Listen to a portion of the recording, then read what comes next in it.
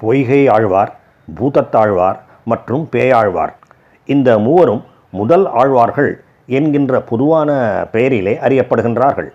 அதாவது முதல் ஆழ்வார்கள் என்று சொன்னால் அது இந்த மூவரையும் குறிக்கும்.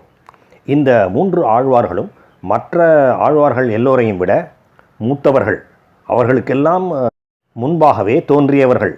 அதனால் முதல் ஆழ்வார்கள் என்று கருதப்படுகின்றது. ஒரு முறை அவர்கள் மூவருமே ஒருவரை ஒருவர் சந்தித்து இருக்கின்றார்கள். அதனால் அந்த மூவரும் சமகாலத்தவர்கள், கிட்டத்தட்ட சமகாலத்தவர்கள், கான்டெம்பரரிஸ் என்று சுலபமாக யூகிக்கலாம். மூவரும் ஒரே சமயத்திலே தான் தோன்றினார்கள். மூவருக்குமே ஒரே வயது என்கின்ற அடிப்படையிலே இல்லை. ஆனால் மூவரும் சந்தித்திருப்பதால் கிட்டத்தட்ட சமகாலத்தவர்கள். பிறந்த வருடங்களும் மறைந்த வருடங்களும் சற்று முன்பின் இருக்கலாம்.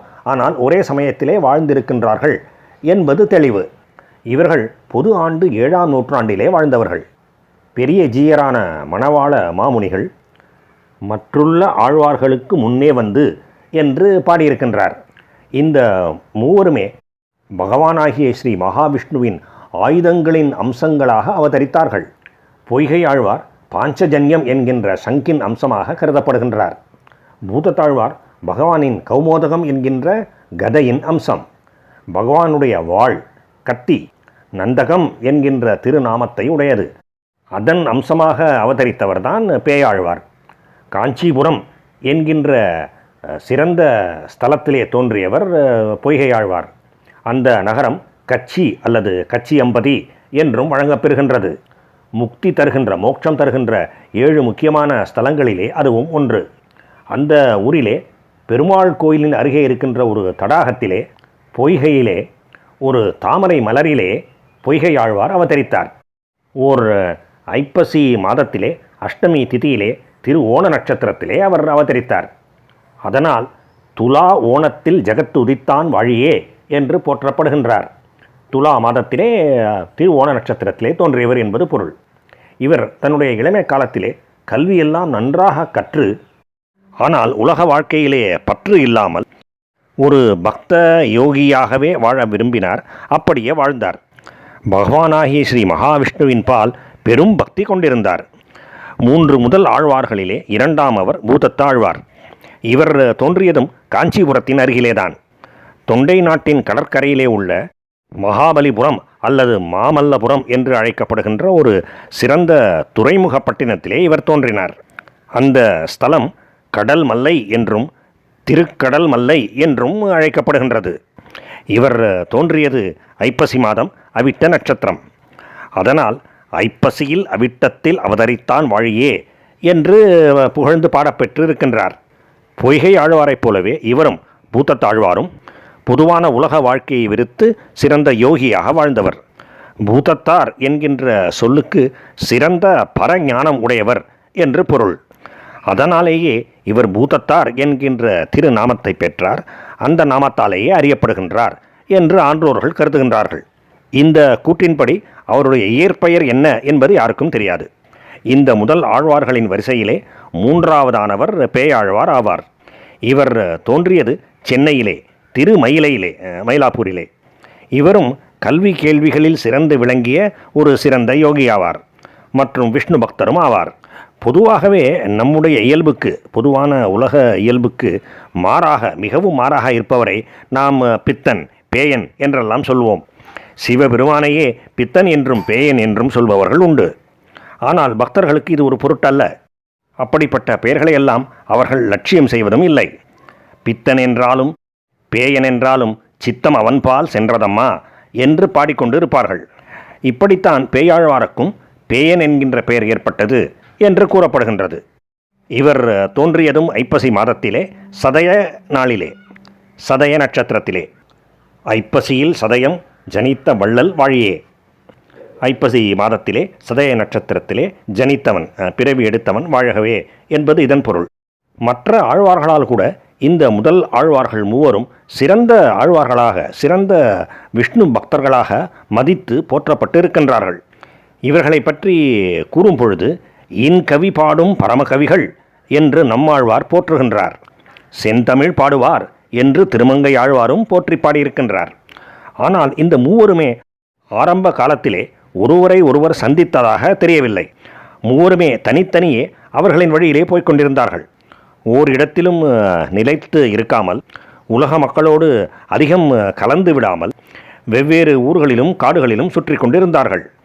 ஆனால் பகவானின் திரு உள்ள கிடக்கையின் காரணமாக இந்த மூவருமே ஒரு சமயத்திலே ஒருவரை ஒருவர் சந்திக்க நேர்ந்தது. கிட்டத்தட்ட ஒரே சமயத்திலே அந்த 3 முதல் ஆழ்வார்களுக்குமே திருக்கோவலூர் என்கின்ற ஊரிலே எழுந்து அருளியிருக்கின்ற திருவிக்கிரம பெருமானை தரிசிக்க வேண்டும் என்கின்ற ஆவல் எழுந்தது.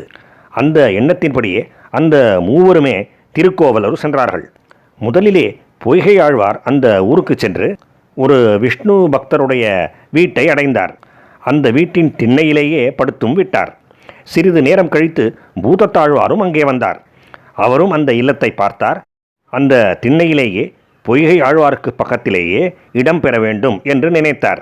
எனவே அவர் பொய்கை ஆழ்வாரை பார்த்து, எனக்கும் இடம் தருவீர்களா, எனக்கும் இங்கே இடம் இருக்கின்றதா என்று கேட்டார். பொய்கை ஆழ்வார் பூதத்தாழ்வாரை இன்னார் என்று அறிந்தாரா என்று தெரியவில்லை. ஆனால் இன்னும் ஒரு விஷ்ணு பக்தர் என்கின்ற முறையிலோ, அது கூட இல்லை என்றால் இன்னொரு மனிதர் என்கின்ற முறையிலோ அவருக்கு இடம் அளித்தார். வாருங்கள் வாருங்கள், இந்த இடத்திலே ஒருவர்தான் படுக்கலாம், ஆனால் இருவர் அமர்ந்திருக்கலாம் என்று கூறி பூதத்தாழ்வாரை வரவேற்றார் புகையாழ்வார்.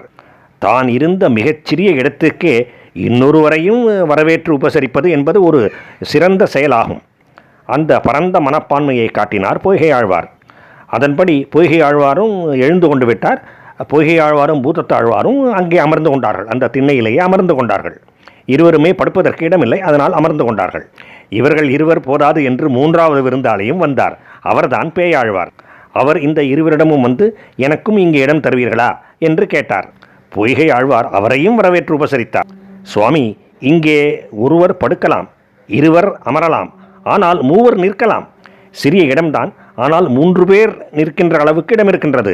வாருங்கள் வாருங்கள் என்று உபசரித்தார். அதன் பிறகு அந்த 3வருமே அந்த திண்ணையிலே நின்று கொண்டார்கள்.